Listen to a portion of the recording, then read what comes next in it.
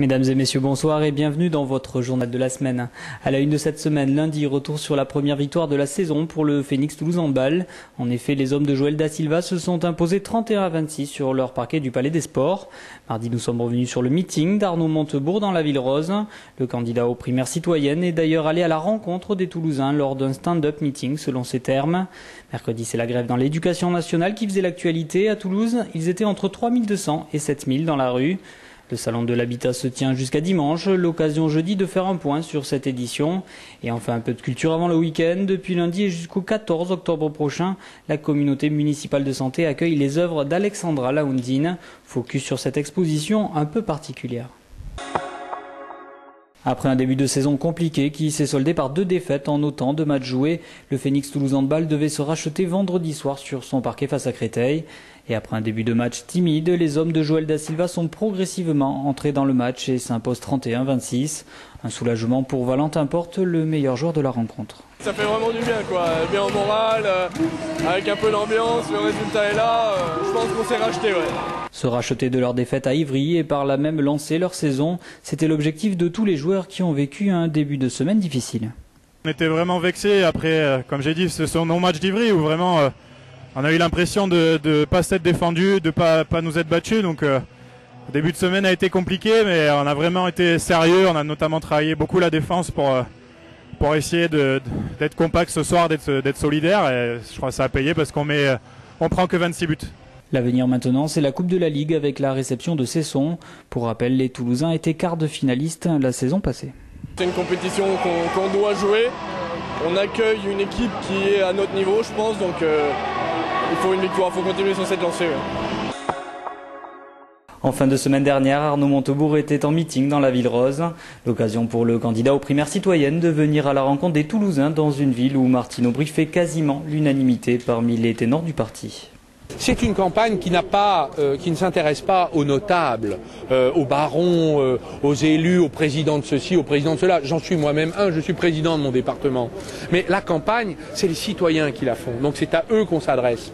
On ne regarde pas les comités de soutien des élus, qui a soutenu qui, tout le monde s'en fiche. Ce qui compte, c'est ce que nous voulons faire avec les Français de la France. Et pour aller à la rencontre des Français, le candidat PS a tenu un stand-up meeting, comme il l'appelle.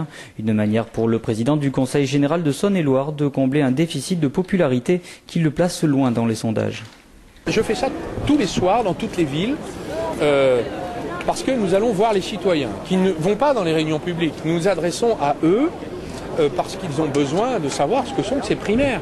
Les primaires ne concernent pas les partis politiques, ils concernent la foule des citoyens de France. Et je crois savoir, je le ressens très fortement, qu'ils seront des millions à venir voter. Donc on s'adresse à la population française. C'est ce que nous appelons finalement un meeting improvisé en pleine rue. Après ce meeting improvisé, Arnaud Montebourg s'est rendu salle du Sénéchal où environ 500 sympathisants l'attendaient.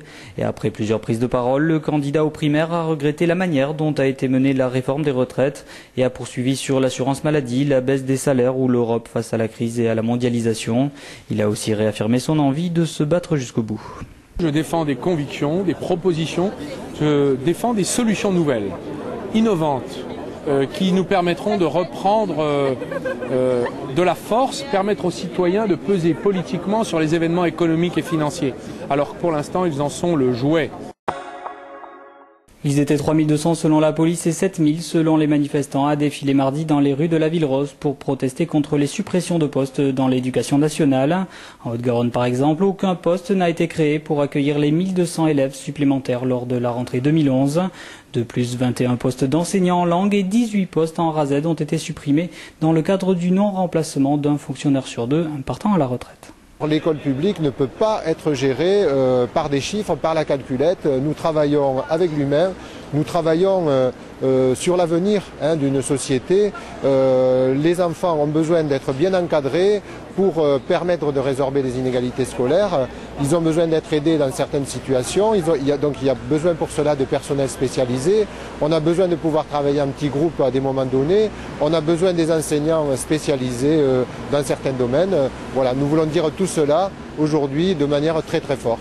Avec les suppressions de cette année, les enseignants du public comme du privé qui s'étaient donné rendez-vous place Jeanne d'Arc pour faire entendre leur mécontentement estiment trop élevé le nombre d'enfants par classe, certaines classes atteignant quasiment les 32 élèves. Il ne devrait pas y avoir une classe à plus de 25 élèves. Nous avons chiffré très concrètement dans le primaire pour ramener ne serait-ce que la moyenne par école, et encore je ne dis pas par classe, la moyenne par école à 25 élèves, il faudrait 420 postes dans notre département. Des postes que réclament aussi les élèves qui étaient nombreux au sein du cortège, des élèves qui ont peur pour leur avenir.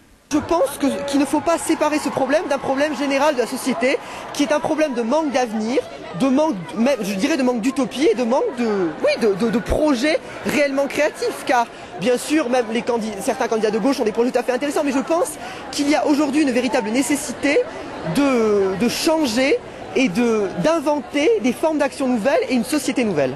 La présidentielle changera peut-être quelque chose, nous aurons peut-être un président un peu moins pire, mais à mon avis, tant que l'on ne se posera pas clairement la question d'un projet nouvellement créatif, la présidentielle peut-être atténuera certaines choses, mais les problèmes resteront.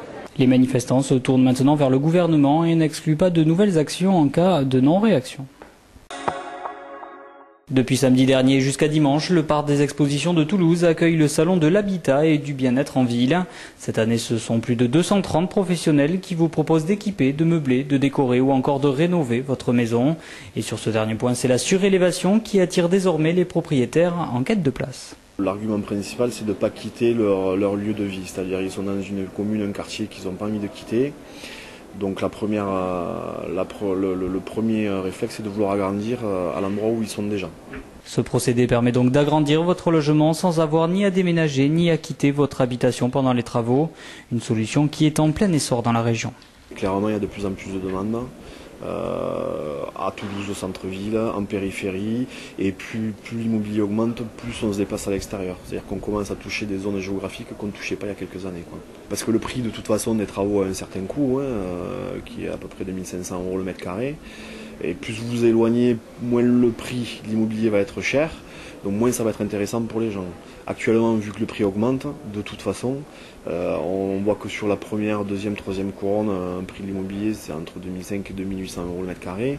Vous l'achetez à 1500, donc dans tous les cas, la revente, c'est intéressant. Un autre secteur qui intéresse les visiteurs, c'est l'isolation. Et de plus en plus soucieux des conséquences qu'elles peuvent avoir sur la santé, les laines minérales sont supplantées par des matériaux plus écologiques. Une nouvelle tendance en France, mais déjà très développée dans de nombreux pays. Ça fait un peu plus de 6 ans qu'on fait des matériaux écologiques. Si vous regardez sur l'Europe, l'Allemagne a 20 ans d'avance sur nous. Ça fait 20 ans qu'ils pratiquent les produits écologiques. Si vous regardez le Canada, eux, ça fait 60 ans qu'ils sont sur des matériaux écologiques. Donc c'est pas une nouvelle mode, c'est pas histoire de surfer sur une nouvelle mode. C'est des produits qui existent depuis des années qui sont très intéressants. Des produits intéressants, mais environ 30% plus chers que des laines minérales. Le lin, la laine de mouton, le chanvre, le coton, le liège ou encore le bois ne sont donc pas à la portée de toutes les bourses. Sur des constructions neuves, souvent, certains propriétaires n'auraient pas à passer sur ces produits-là, mais ne le peuvent pas pour une question de budget, car c'est quand même plus cher que les laines minérales. Sinon, beaucoup en rénovation. Énormément de personnes en rénovation passent sur ces produits-là parce qu'ils veulent des produits sains chez eux et avoir des performances énergétiques qui comblent leurs attentes. À noter que le salon fermera ses portes dimanche et il ne vous reste donc plus beaucoup de temps pour visiter les 29 000 m² d'exposition. Depuis lundi et jusqu'au 14 octobre prochain, la communauté municipale de santé accueille les œuvres d'Alexandra Laoundine. Et c'est à travers le sable, les éléments végétaux et minéraux que la plasticienne propose de voyager dans sa nature. Pour moi, c'est une rencontre à chaque fois avec les éléments de la nature, un paysage spécifique à un moment donné particulier de l'année ou de la journée. Et donc en fait, c'est vraiment tout ce ressenti qui crée une alchimie qui à un moment donné prend tel et tel aspect, que ce soit dans le volume, dans les matières et matériaux choisis, dans le mode d'expression spécifique. Donc voilà, c'est tout ce dialogue avec la nature. Non, mais on ne voit bien qu'avec le cœur, cette exposition a été réalisée en partenariat avec l'Institut des jeunes aveugles. Une évidence pour l'artiste dont le travail est principalement en relief.